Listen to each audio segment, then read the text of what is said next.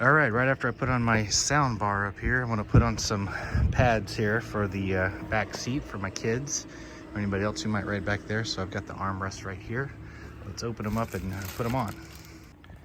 So I've seen some other videos where people got these because on these Icon carts, these are round and not square, like up here where it's square. So it's kind of a mixed mash. But they got these things.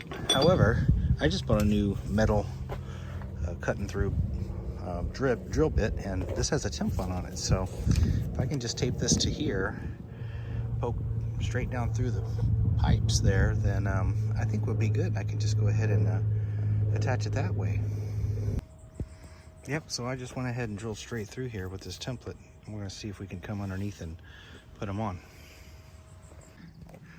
So I got them on, and it was difficult because the template is not correct. There's a little template you cut out on the instructions, but I would just measure these actual things here because the template was pretty off, especially on the other side. It was way worse, but they're on there now. I'm not going anywhere.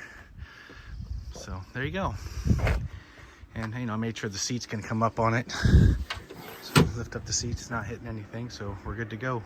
Got some armrest and cup holders.